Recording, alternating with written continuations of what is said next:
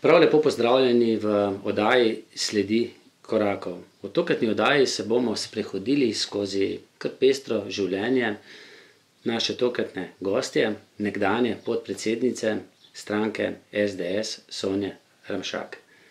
Lepo pozdravljeni. Lep pozdrav. Ampak kar ne morem mimo najprej vaše športne kariere. Ko sem prebral vaš življenjepis, sem opazil, da ste imeli najbolj nežnega trenerja, Zmaga Sagadina, ampak to v narekovajih nežnega, zelo dobrega, ampak kondicijsko zelo zahtevnega. Se kaj motim? Ne, res je. Zmago Sagadin je bil zelo trd trener. Me smo trenirali ženska ekipa bolj kot moški.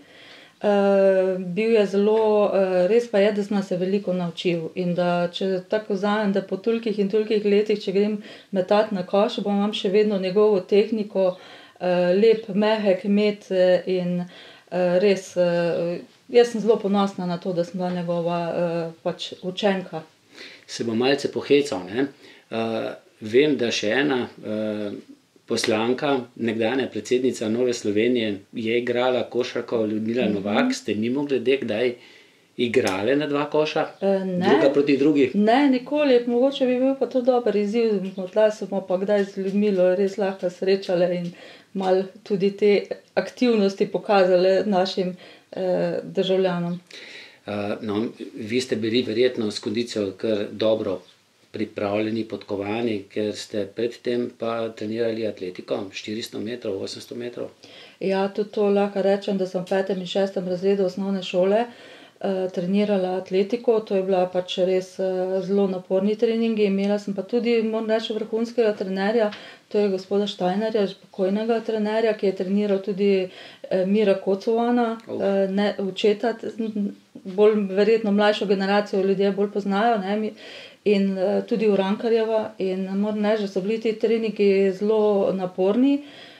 Sem pa dobila zelo dobro kondicijsko osnovo in mi je velikokrat koristila potem tudi pri košarki, ne, da kadar smo igrali presing, me je Zmago vedno dal tudi na beka, čeprav sem drugače glede na višino in to igrala na krilu.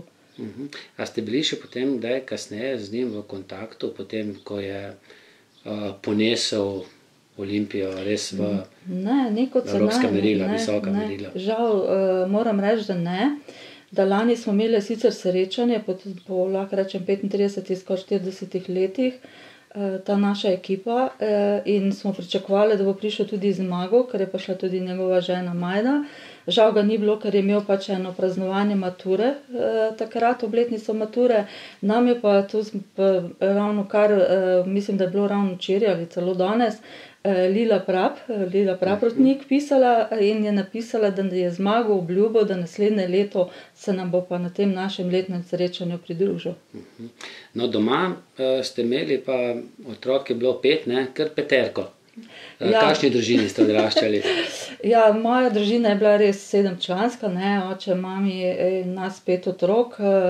Moram reči, da brata in oče in jaz smo bili bolj športni del družine, medtem ko ostale, mami pa 2 sestri, ne, mlajša in starejša, te pa niso bile toliko, ampak bolj za druge stvari. Ampak tudi moram reči, da moj oče je bil včasih tudi nogometaš, tudi skakalec je bil, ne, ker v Mestnem parku Celje je bila baje včasih skakalnica, jaz tega pač kot otrok nisem nikoli videla, ne, po slikah pa zdaj vidim, da je. In moram reči, da nas je spodbujal v vseh športih in včasih je bilo tudi tako neznačilno, da tudi v šoli si praktično goji vse športe. Jaz edino, kar nisem marala, je bila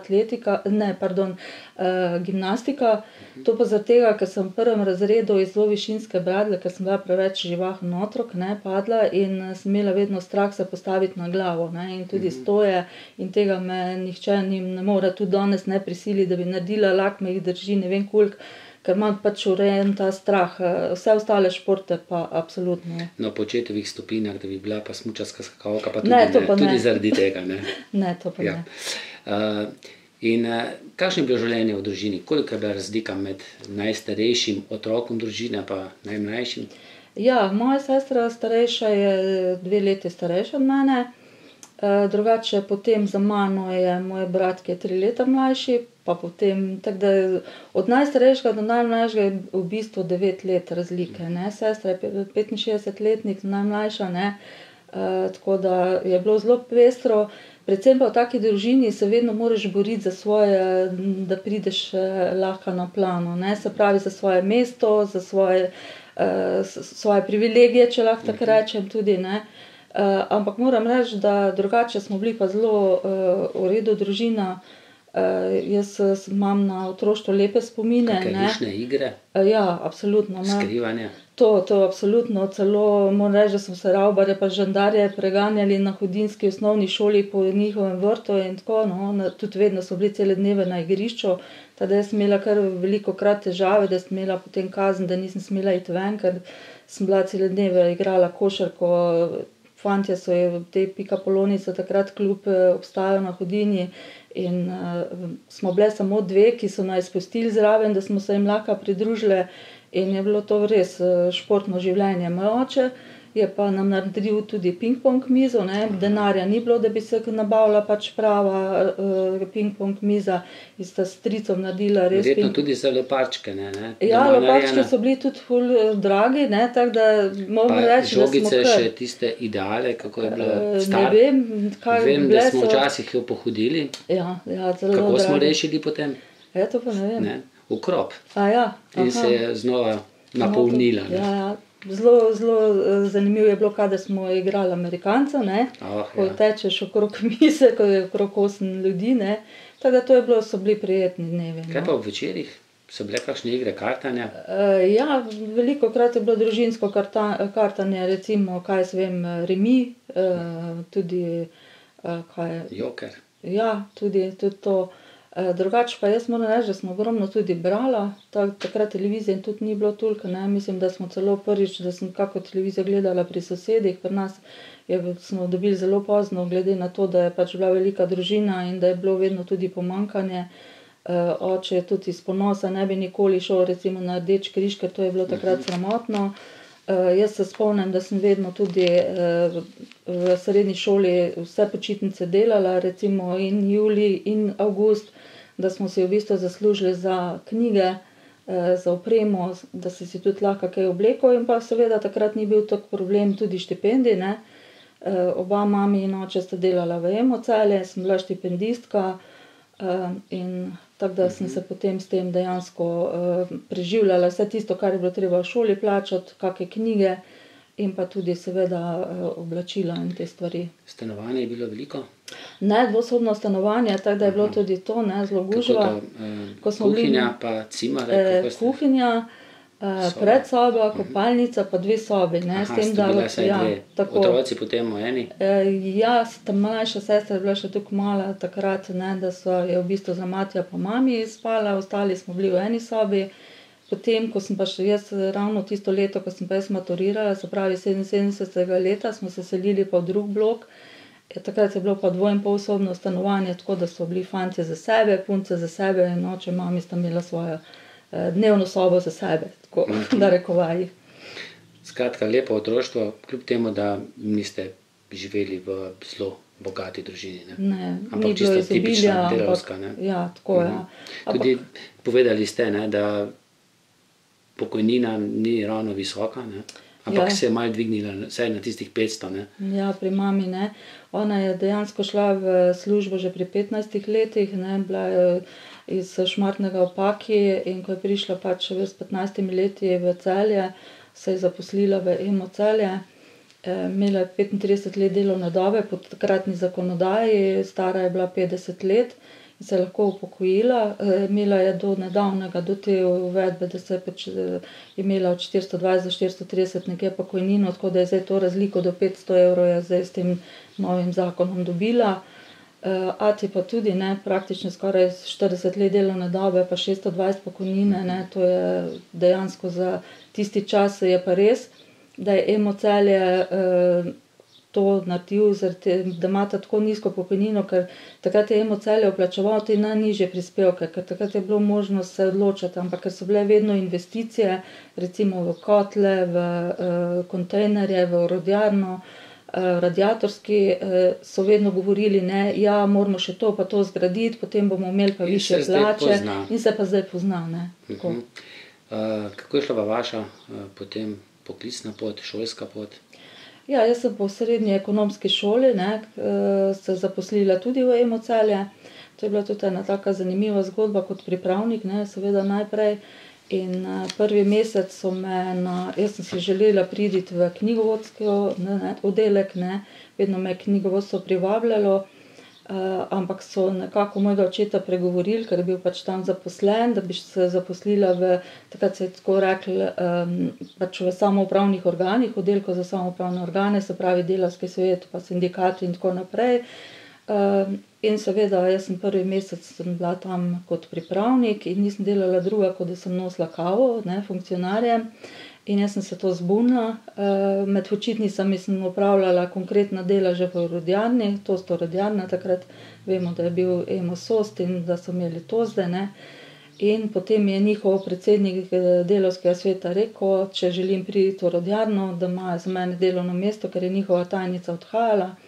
Jaz sem rekla, da seveda, da si želim delati, ne, in pol je bila cel Emo v luftu, ne, kak si en štipendist, pripravnik, dovoli, ne, da bi pač šel drugam. Klicali so me na vse možne razgovore, pravno službo, ne vem, kje sem mogla iti, in so mi celo zagrozili, da mi mogla vračati štipendijo, ker sem se pač uprla, da pa sem povedala, da jaz nisem prišla zato tja, da bom nosila kavo iz bifeja, ampak da bom delala, ne. Seveda, ko prideš iz šole, si polna energije. In potem smo imeli srečanje z takratnim direktorjem Jančigajem, pripravniki, in meni je bilo seveda groza, kaj bo pa zdaj, ne, ker to v tistih časih, da se je nekdo nekje zbunil proti sistemu, je bilo to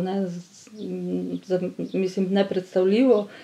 In ko je začel, ne, ja, moram pa nekaj povedati, ne, sem kar vedela, zdaj sem pa jaz na tapeti, in je rekel, da ga veseli, da se je nekdo pač pritožil, ker ni imel dela in da to podpira, ni me imenoval z imenom in priimkom, pa sem si pa vdahnila, no, okej, zdaj sem pa v redu.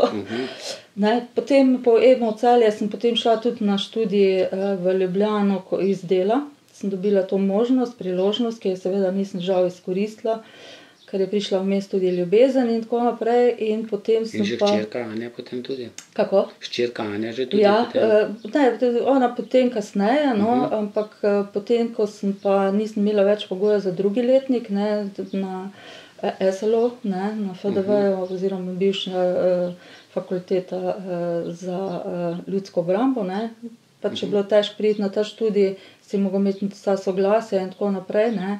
In ker nisem imela pogoja za drugi letnik, sem se mogla potem zaposliti. Jaz sem se takrat odločila, da v Emo Celje ne grem več nazaj, ker pač plače so bile zelo nizke in to. In sem imela srečo, da sem prišla na občinski sekretariat za obrambo. Takrat je bil sekretar Viki Krajnc. Najprej en mesec je bil po pogodbi, potem pa s 1. 5. leta 82 sem se pa zaposlila kot za stalno, in moram reči, da sem se ogromno naučila v sekretariatu, opravljala različna dela in naloge, od najnižjih sem nekako rasla. Vmes sem se tudi v delu izobraževala, zaključila višjo upravno šolo, kasneje seveda potem tudi še visoko. Pisala tudi na magisterij, ampak zaradi politike sem nekako študij dala bolj ob stran, ker so mi bile druge stvari bolj pomembne. Seveda po leta 82 sem pač začela s tem delom in do 95. leta sem bila na občinskem sekretariatu, se pravi, da tudi v času osamosvojitvene vojne. Vmes, če se ne motim, ste vstopili tudi v partijo, ne? Ja, to pa sem res še v srednji šoli, tega nisem nikoli tudi skrivala.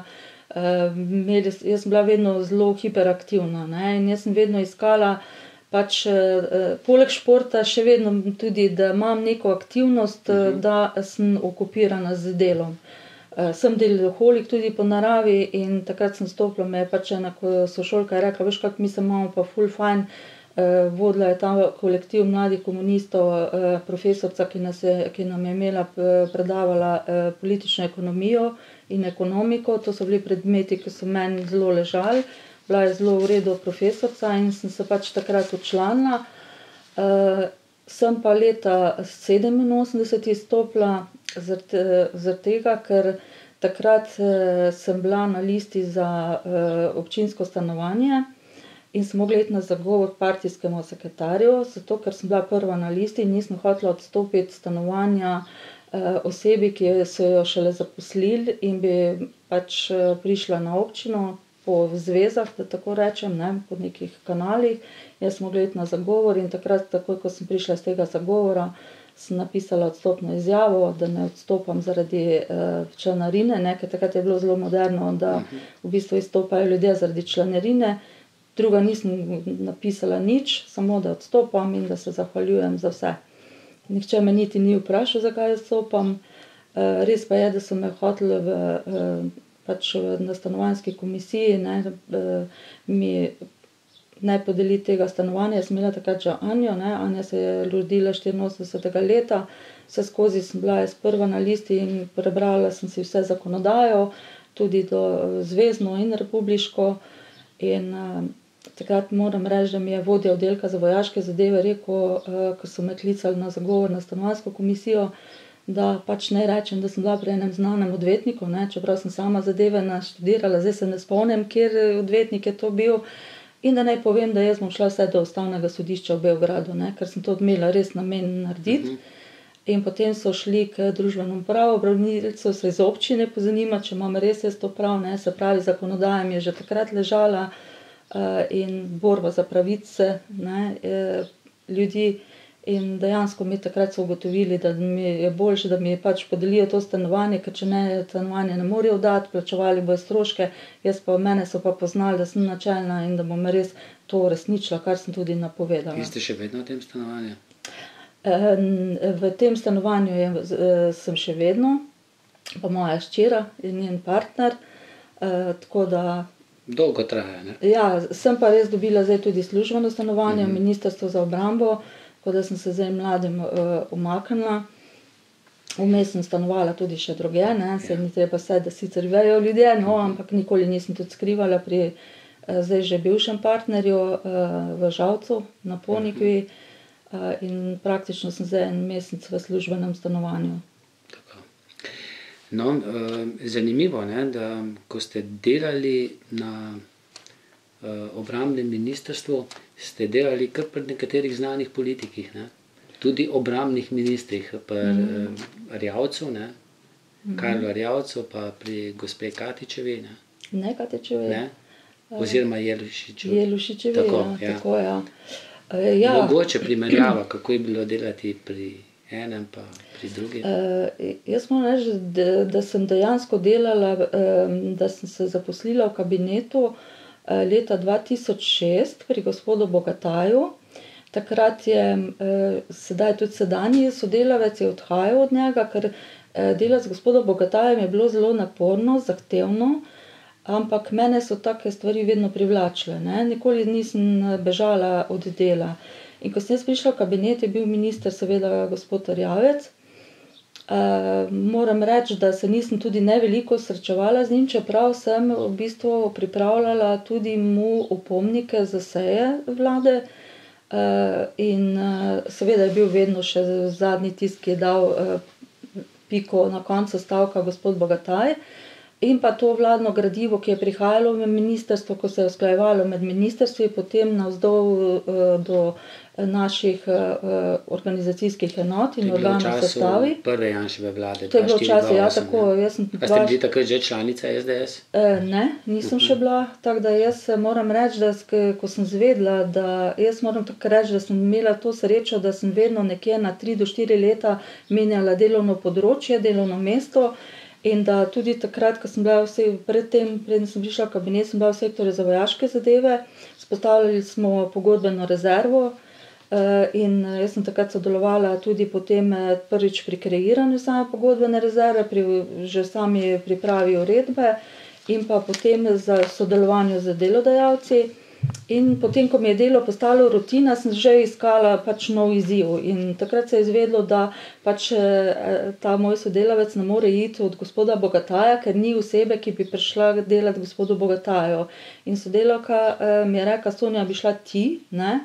Vsaka jasno, ko sem, mislim, ne, si ne upam, ne, gospod Bogataj je le bil nek strah in trepet, ko jaz ga lahko pokličem, greš na po razgovor in boš videla, ne, in res je to naredila, moram reči, da sem zelo hvaležna, ker gospod Bogataj me je naslednji dan poklical, bila sem pri njemu na razgovoru in v 2 dneh mi je vrnil nazaj potem klic po razgovoru in je rekel, da tako kot z naslednjim tednom ali nekaj takega, da sem že pri njemu v kabinetu. In začelo se je pestro delo. In se je začelo pestro delo. Moram reči, da sem se tudi tukaj ogromno pravniških zadev naučila. On je izreden pravnik, ne.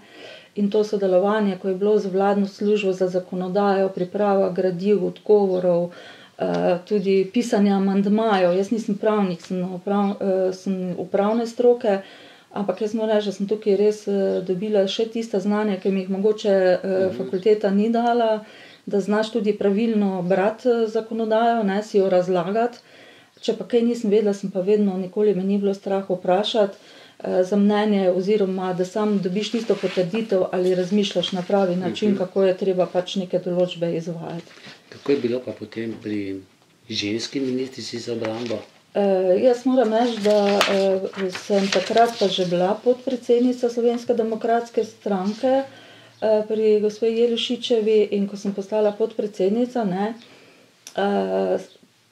sem takoj tudi povedala njenim vodju kabineta, sedanjemu državnemu sekretarju pri gospe Katičevi in sem rekla, da če je kakršnakoli ovira, da glede na to, da vejo, da sem pač iz stranke SDS, da pač se lahko umaknem iz kabineta in da samo želim si pač, da mi dajo pač primerno delovno mesto. In moram reči, da je takrat vodja kabineta z njo govoril in da je ona rekla, da niti slučajno, ker je pač vedela, da jaz sem bila vedno pri svojem delu strokovna, nikoli nisem vpletala v delo politike, ne, se seveda pač imaš svoj svetonazorski pogled. To so vsi vedeli, nikoli nisem tudi ne skrivala, jaz odkrito lahko pogovarjam, ampak res pri delu pa uporabljam, pač se nagibam res strokovnosti, ne glede na kakem položaju si in dejansko, tudi zdaj ne, dejansko pri gospe Katičevi sodelujem z njo, zato ker pri zdajšnji ministrici, ja, ker delam na področju sofinanciranja veteranskih organizacij in seveda podpisi pogodb in to so v domeni ministrice, pa tudi priprava na seje odborov za obrambo, kadar se je ta tematika, ne, na vrsti. Moram pa reči, da je recimo pač pri gospe Jelušičevi, lahko rečem samo to tudi poslanski kolegici kasneje, ne, ja, da je pač ta ženska nota zraven prisotna, ne, ki je pa morda enkrat zelo koristna, drugič mogoče pa tudi ne, ker ženske nekako tudi včasih reagiramo bolj čustveno, saj jaz sebe, ko poznam, ne, mogoče to ni vedno primerno. No, to mi je mogoče enkrat vrhovni sodnik Vasilij Polič dejal, da fantje, moški, če imamo probleme doma, bom malce karikiral, gremo v gostilno, spijemo kakšen kozarček in potem drugi dan pridemo v službo, mogoče z bolečo glavo, ampak nekako pozabimo, kaj se je prejšnji dan dogajalo, da ženske pa malce kuhajo to, ne, za miro kakšno. Ja, mogoče res, no. Čeprav jaz moram reči, da vedno sem imela rada razčiščevanje problemov, ne. Nikoli od problemov nisem bežala, tudi povem iskreno, kaj mislim. To me je veliko to življenje tudi teplo, mogoče tudi, bom rekla, od napredovanj in vsega, ne, da si potem, da nihče si ne želi nekoga, da še ti pove pač v resnico obraz, ampak jaz si pa vedno želim, da mi ljudje povejo, kaj jih moti, kaj ne delam prav, ker mislim, da samo na ta način se lahko tudi sam osebnostno rasteš in se tudi popraviš svoje ravnanja, ne. Tako da je to pa pri ženskah, no, to pa pri moških pa je res, da bežijo bolj kot ne od problemov, tudi službenih, poslovnih, in da ostajajo te zadeve za razčiščevanje bolj na ženskem delu. No, zanimivo. Vmes ste dejali, ste bili tudi poslanka Slovenske demokratske stranke. Kmalu, 4 leta ste bili podpredsednica tudi, ne, stranke. Ja.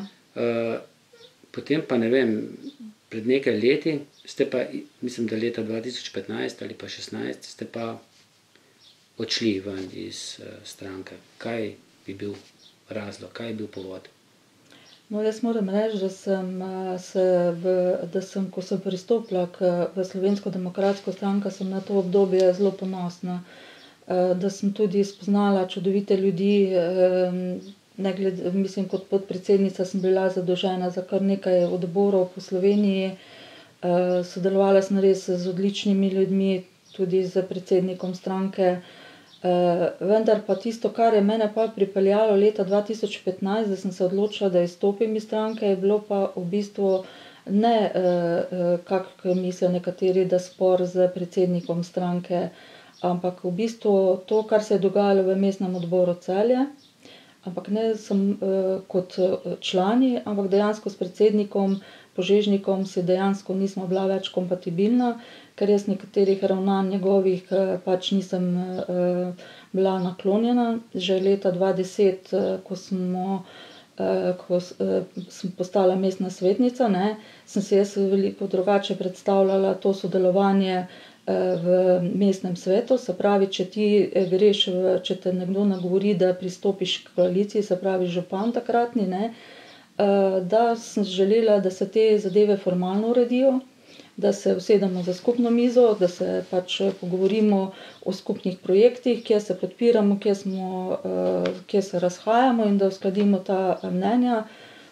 Takrat je bilo tudi pričakovano nekako, jaz sem bila le podpredsednica, da bo tudi, da recimo, da se bo župan imel podžupanjo ali pa podžupana, kakorkoli, ne, izigrala se je tukaj zakonodaja in se še izigrava, da ima pooblaščence je imel, ne, zato ker takrat je prišla nova protikorupcijska zakonodaja, da direktorji javnih podjetij in zavodov niso mogli biti več podžupani, ne, ampak takrat so bili vsi ti predsedniki strank dejansko potem pooblaščenci. To so bile stvari, ki so mene zelo motile, zaradi tega, ker v bistvu so se dogovori sklepali na neformalnem nivoju, da Slovenska demokratska stranka je imela takrat 6 nas mestnih svetnikov in tukaj so se potem začela že ta razhajanja. Torej, razhajanja v samem občinskem odboru, mestnem odboru, kaj pa na samem vrhu stranke? Na samem vrhu stranke pa dejansko jaz, ko sem opozarjala na nekatera ravnanja predsednika, ne, pač še nisem bila slišana. In pa takrat leta 2014, ne, jaz moram reči, da ko so bile pač tudi lokalne volitve, vedelo se je že, da jaz tudi nisem prišla v parlament, ampak jaz ne želim sebe izpostaviti. V bistvu bilo je ogromno ljudi, ki se niso strinjali s takratnim načinom dela predsednika, ne. Mi smo imeli tudi pač neke spore znotraj tega odbora, s predsednikom predvsem. In potem, ko je pa na lokalne volitve, je pač on vsilil svojega kandidata. Jaz to osebo zelo spoštujem, je še danes podžupan mestne občine, ampak način, kako je prišlo do tega, je pa bilo mimo vseh pravil stranke. Se pravi, tukaj se je kršil statut, tudi podzakonski akti stranke. In jaz sem na to opozorila, tudi ta skupina, ki nismo strinjali z načinom. Tudi ni bilo soglasja, ko smo imeli konferenco sklicano, da se potrdi županski kandidat. In kaj se je zgodilo, ko ste opozorili? Ko smo opozorili, se dejansko ni nič zgodilo, ne. Mi smo potem dali tudi na organe stranke, na nadzorni odbor stranke pritožbo, to prvo najprej seveda na mestni odbor, ker se vsi odbori imajo tudi nadzorne inštitucije, vse je bilo zavrnjeno. In jaz sem to pač videla kot eno tako, če smo lahko protestirali pred Vrhovnim sodiščem, se borili za pravično in pravno državo, je prvo to, da spoštuješ tudi notranjo pravila. Torej, ko je bil predsednik stranke v zaporu, ne? Tako, ja.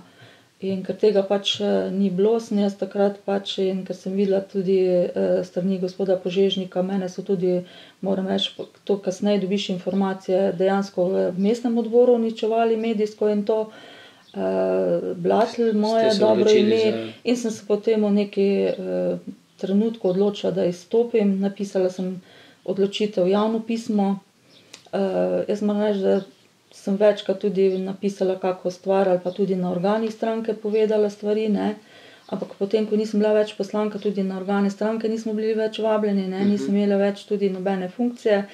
2013 seveda sem bila kaznovana zaradi tega, ker sem se zmotila pri glasovanju za tako imenovano Kučanov zakon, ne, se pravi, da je Kučanov ohranil te pač privilegije glede penzije, ne. Vemo, da je takrat gospod Tonin glasoval za, jaz sem se pa pač, je bila taka splet okoliščin, da No, pa še nekateri drugi Ja, pomladni. še drugi, ne, samo takrat je bilo v spredju, sem bila samo s Toninom, ne.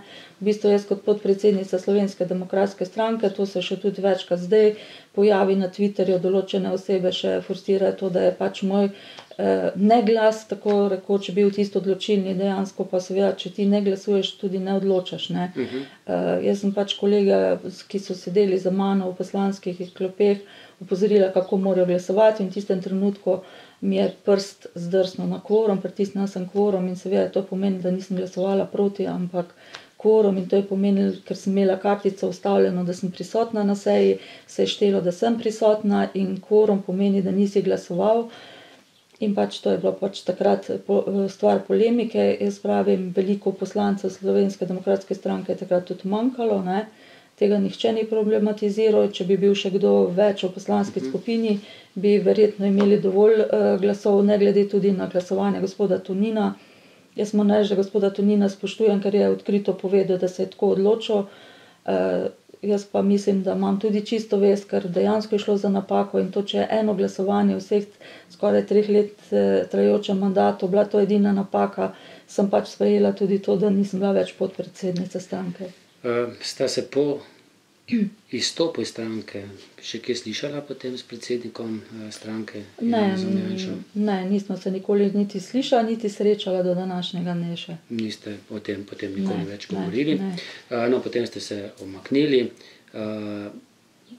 ko je nekdanji mariborski župan Kangler ustanavljal stranko, vas je vabil, takrat se niste odločili, potem pa ste se odločili, ko se je formirala, ko sta Aleš Primc pa gospod Kangler formirala stranko Združeno desnico, ne vem, če je čisto posrečeno ime, takrat pa ste nekako pristali, da boste kandidirali za poslanko. Ampak, ne, midva sva se slišala kar tisti dan, ko je prišlo do teh spolnih kvot v 2 volilnih enotah, ne. In to je bilo skorajda nekako konec, ne, stranke. Ja, lista Združena desnica, ne, Kangler in Primc. Jaz moram reči, tako je pravilno, ne, res je, me gospod Kangler povabil že k ustanovitvi, ko je ustanavljal stranko, oziroma da bi v Celju ustanovila odbor in da pač bi se pridružila. Jaz se takrat iz privatnih razlogov nisem odločila za to potezo, ker sem nekako si hotela urediti svoje privatno življenje. Moram reči, da je bil poslanski mandat za mene tudi izredno naporen, da sem se velikokrat pri zelo občutljivih temah izpostavljala za Slovensko demokratsko stranko in tudi seveda za Slovenijo in državo. In da je vse to tudi pustilo na meni posledice, da sem se pač odločila takrat, ko sem izstopila iz Slovenske demokratske stranke, odločila, da moram najprej poštimati sebe, se urediti privatno in tako. Jaz sem se v tem času zelo veliko izobraževala, no, in ko je prišel pa ta povabilo, da se pridružim listi Združene desnice, sem nekako rekla, imela sem tudi druga povabila, ampak o teh ne bi jaz govorila, ker nimam pač soglasja tistih oseb, ki so me nagovarjale. Sem nekako rekla, da pa bi pristala, da grem na listo kandidatov za poslance. Nisem članica nobene od teh 2 strank, ki sestavljata Združeno desnico, se pravi, ne, Glas za otroke in družine in pa Nova ljudska stranka.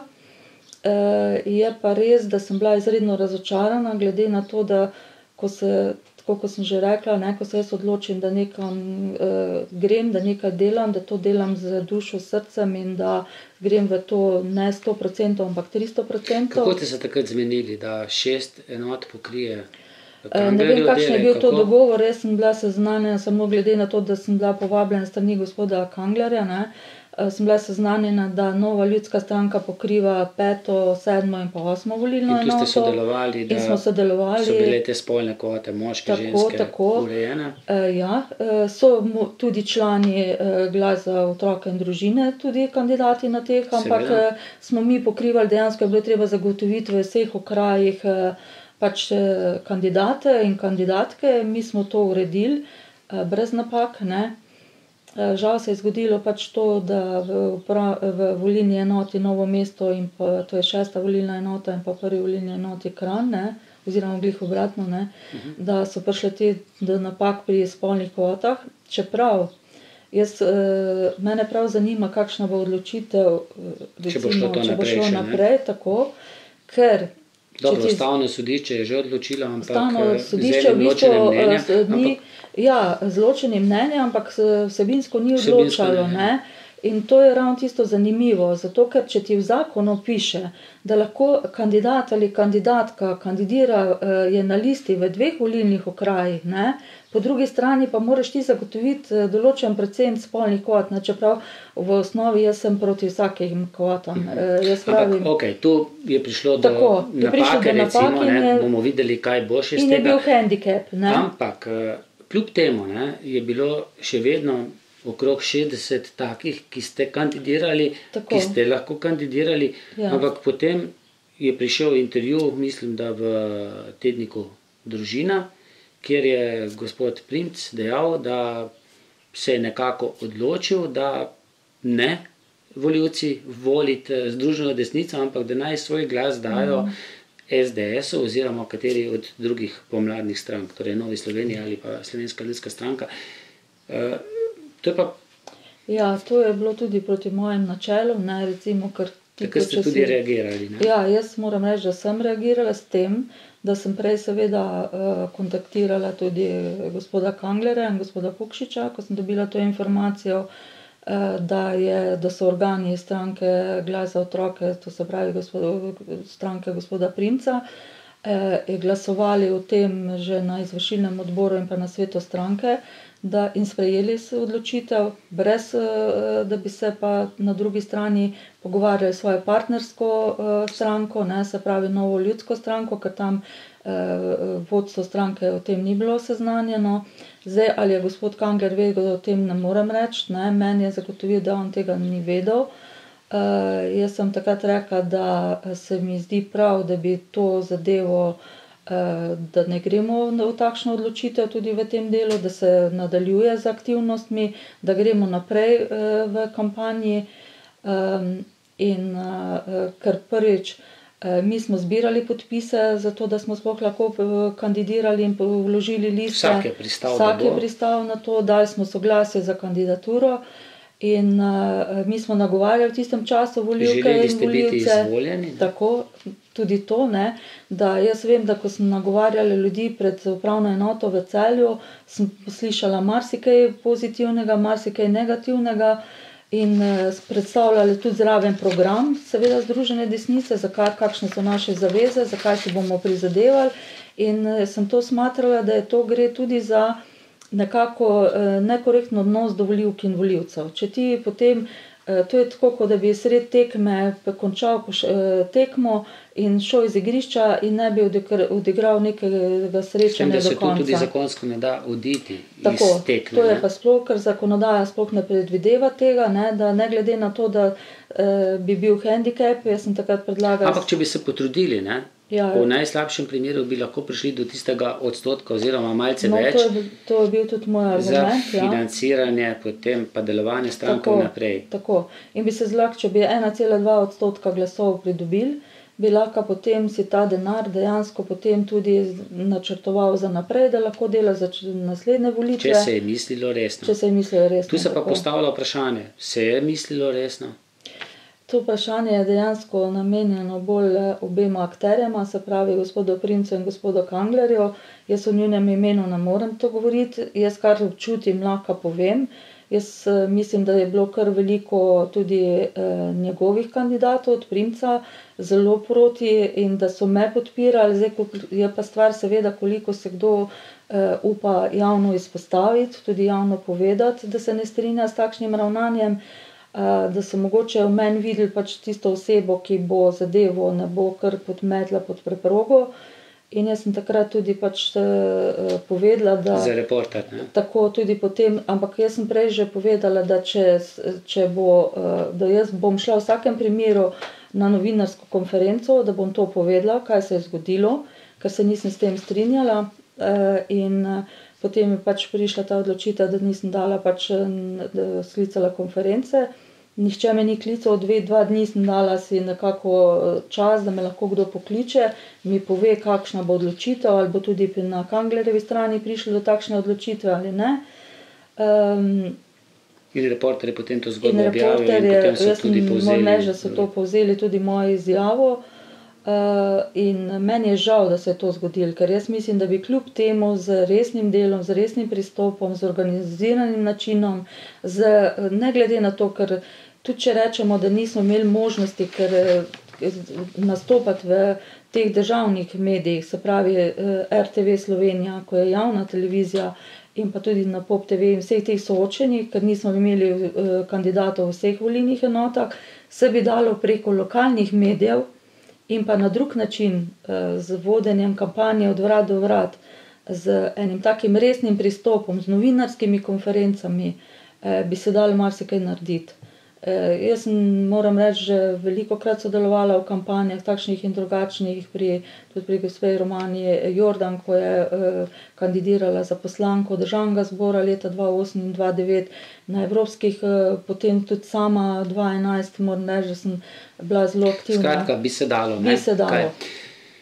No, zdaj volitve so za nami, pokazalo se je, da ostaja SDS še vedno močna stranka, prepričljivo je zmagala, čeprav resnici na ljubo prijela manj glasov kot mogoče na 2 prejšnjih, mogoče več kot prejšnjič, ampak manj kot na 2 preteklih volitvah, ko je bila blizu 30 ali pa tam 28.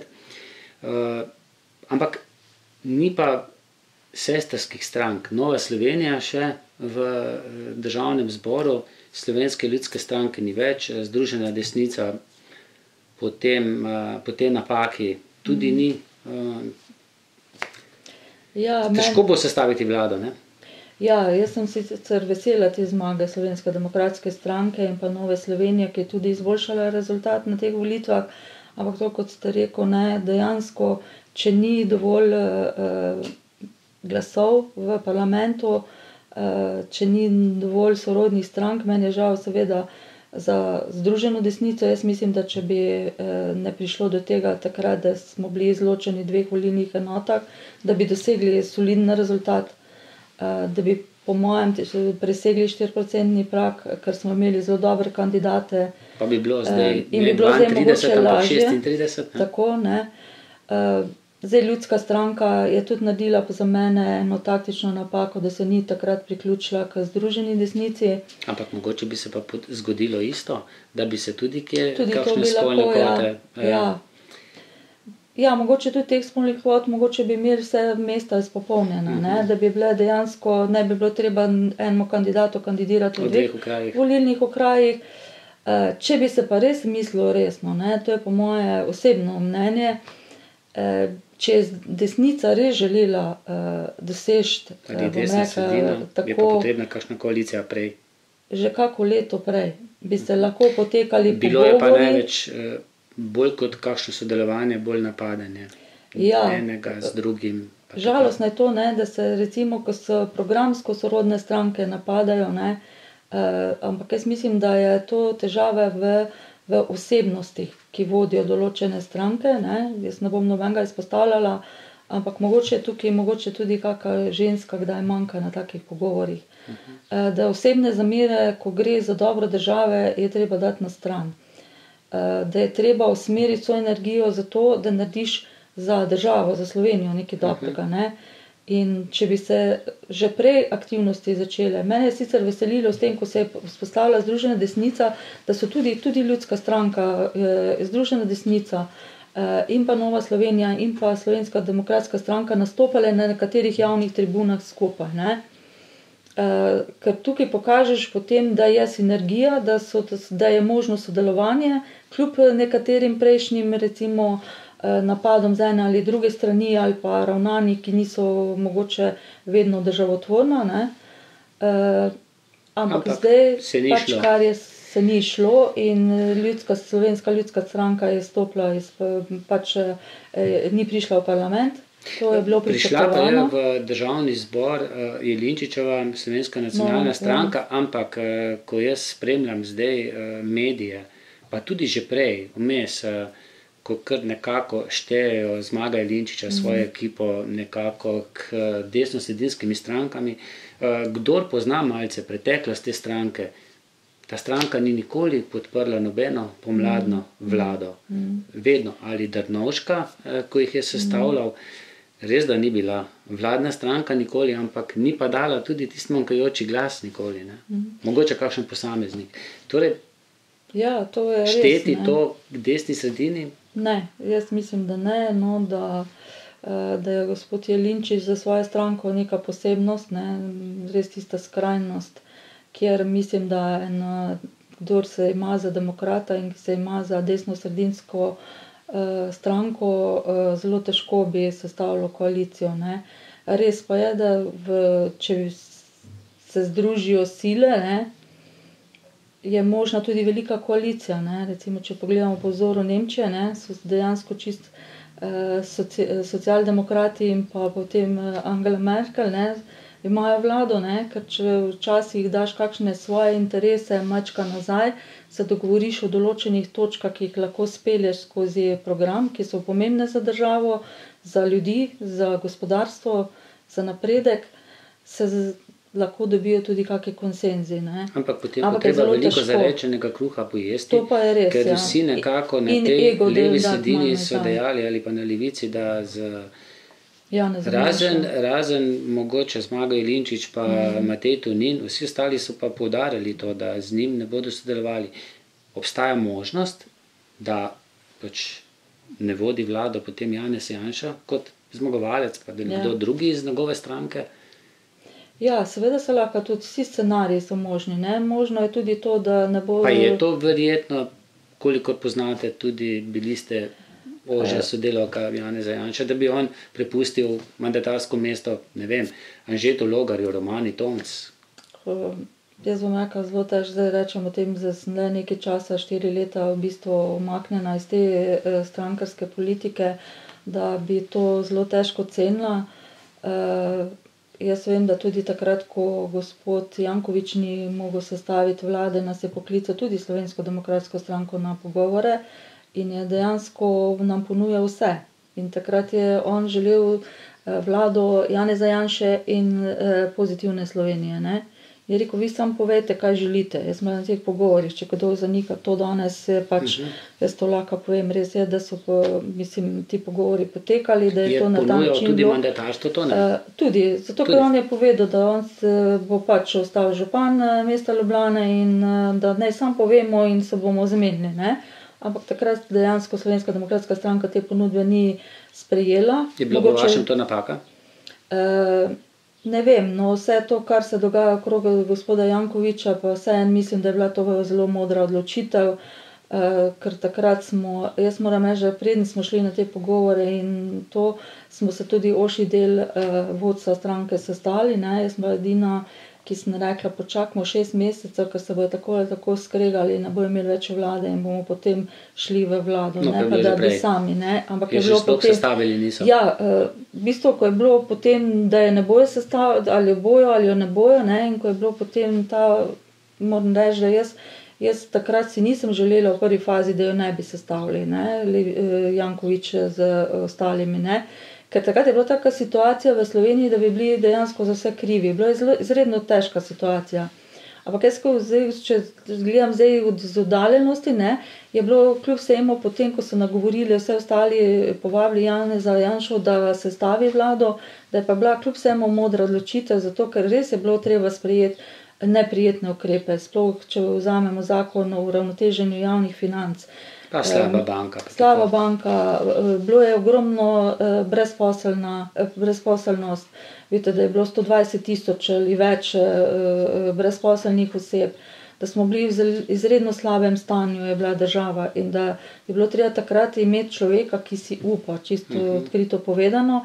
Res pa je, da ko imaš v koaliciji 5 strank ali več, je izredno težko usklajevati potem tudi stališča. In potem, ko pride še poročilo KPK. Tako, ko pride pa še take stvari in ko nekdo kar izstopi potem, ne, seveda... In se potem kocke podrejo, ne, podrejo, ne, druga za druga. Je pa to tudi potem ta druga plat te zgodbe, ne, in jaz vem, da so bila včasih usklajevanja po posameznih zakonih izredno težka, pa tudi, ko smo se že dogovorili za določene zadeve, je ponavadi še kdo iz kjer partnerskih strank glasoval drugače, ne, predvsem tukaj moram reči, je bilo res bolj kot ne na strani Desusa, ne, gospa Poropat je nekako vedno prisluhnila potem opoziciji in glasovala drugače, ne, recimo, in je pol so določene stvari se ti rušijo. Počasi sva v koncu oddaje, mogoče samo še to, vse, kar poznate slovensko politiko, menite, da bo Janezu Janši uspelo sestaviti vlado, dokazal je že, da to zmore, dokazal je tudi že, da zna dobro voditi vlado, seveda vsi delajo napake, tudi on, ali bo to uspelo potem drugemu, rečemo spet novincu v slovenski politiki, visoki slovenski politiki, kamniškemu županu Marjanu Šarcu. No, jaz moram reči odkrito, da si osebno želim, da bi gospodu Janezu Janši uspelo sestaviti vlado. Tako kot ste rekli, večjo, širšo, ja. Oziroma 2 velikih strank, 3 velikih strank. Ja, tudi mogoče res teh velikih strank, zaradi tega res je težko potem tistemu, tako kot ste prej omenili, da so nekateri javno izražali, da z Janezom Janšo in SDS-jem ne v vlado, ne. Pa se je tudi Janez Janša že kdaj kaj rekel, ne. Tako, ja, kaj tweetnil. ampak ko gre pa za odločitev, ali želiš dobro državi, ne, pa mislim, da bi mogel včasih kdo sprejeti tudi kako odločitev, ker se veste, kampanja prinese določene, da ti reagiraš, pa mogoče izjaviš kako stvar, ki je drugače ne bi. Mogoče tudi so bili pritiski medijev izredno močni na te predsednike strank, da se bo pa mogoče kdo okorajžal, pa kljub vsemu sprejel ponudbo in šel v vlado. Je dejal predsednik SDS Janez Janša, da je po volitvah ponedeljek. Ja, in kakšen klic, ne. Zdaj, če mu pa to ne bo uspelo, pa jaz moram reči, da smatram stranko gospoda Šarca zopet kot neko volilno prevaro, kot je bila stranka SMC, da bodo volilci razočarani, zato ker to so stranke, ki so nastale čez noč. Vemo, da tudi mediji so izredno imeli podporo in jaz moram reči, da bi se potem v tem primeru raje odločila za kakšne predčasne volitve, da se gre na ponovne volitve.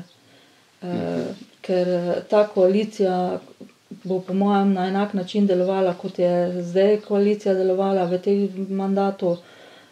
Jaz sem sicer napovedala, da bo zdržali do konca, no, par mesecev jim je pač zmanjkalo, ker mislim, da so bile pa druge sile v ozadju, ki so po mojem te vezi držale skupaj. In vprašanje je seveda, koliko bo te sile iz ozadja ali strici iz ozadja tudi zdaj vplivali na formiranje ali ene ali druge vlade, ali pa mogoče res odločitev za predčasne volitve. Vem, da ste bili nekateri, ki ste bili vpeti v delo SDS, tako v sami stranki ugledni, tako tudi v javnosti.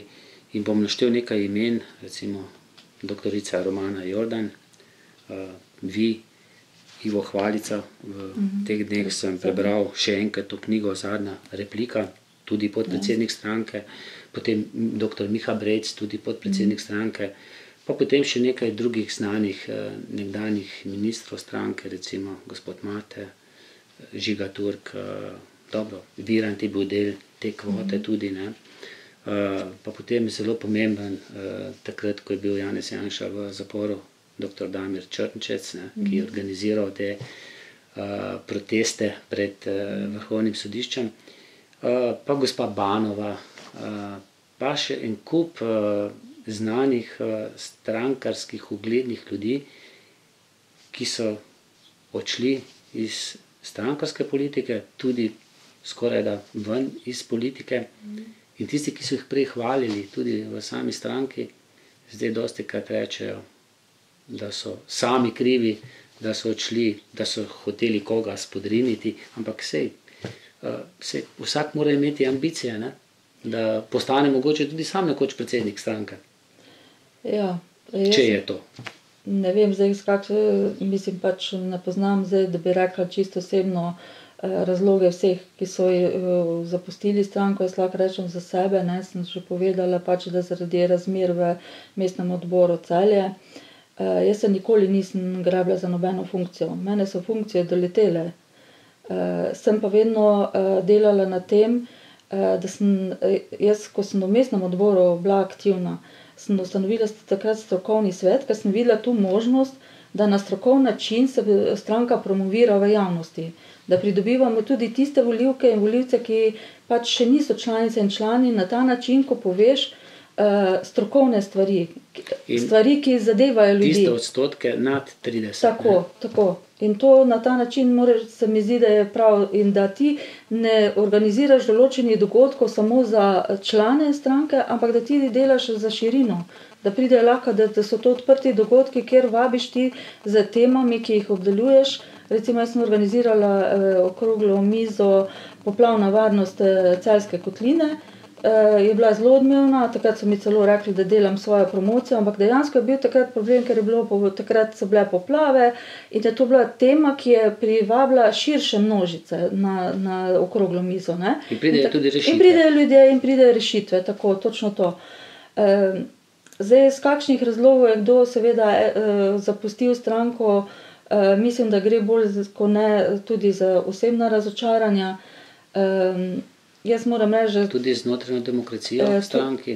Ja, tudi, ampak jaz moram reči, že notranja demokracija dejansko tudi deluje, ne? Ker dejansko imaš na organih stranke možnost tudi povedati svoje mnenje, seveda je pa stvar, ali to svojo možnost izkoristiš.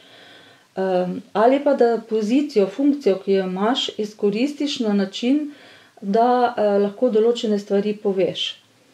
To je pač stvar osebnosti, ali si tako močen, da se izpostaviš, da poveš, pa tudi, če se kdaj ne strinjaš z, bom rekla, ali z mnenjem predsednika, ali pa z odločitvami, ki se sprejemajo.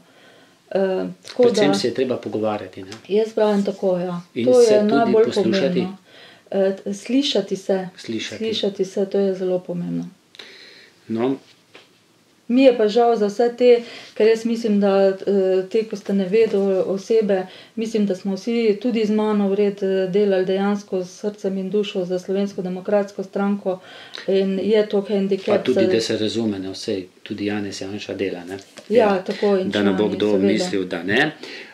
No, v naših oddajah ponavadi damo vedno kakšno nagrado. Nič ni treba na kakšno nagradno vprašanje odgovoriti, ampak je dovolj, če oddajo, ki jo naložimo potem na Facebook, moj profil, jo malce všečkajo, ki pokomentirajo, jo delijo. In med tistimi, ki boste to storili, bomo podarili knjigo Jane Špeh, Koraki vzpona. Tudi to duhovna plat življenja vas verjetno kar zanima, ampak gledajte, tudi če boste všečkali, vas ne bom žrebal, ne? Ne, mene ne žrebati, ker jaz se tudi, moram reči, ko sodelujem v teh nagradnih igrah, se odpovem nagradam v korist drugih. Tako, torej bomo vas ignorirali, ne? Tako, bom pa všečkala in delila. Tako, hvala za obisk v tem tokrat malce drugačnem studiu. Oddajo bi sicer morali snemati v gostišču Zagorje. Ste že bili mimo kdaj tam? Ja, sem že bila. Ker pa prenavljajo okna, bi pa preveč repotalo, tako da smo tokrat v mojem stanovanju. Hvala za povabilo. Hvala pa tudi vam, da ste prišli. Hvala pa tudi vam za pozornost in srečno.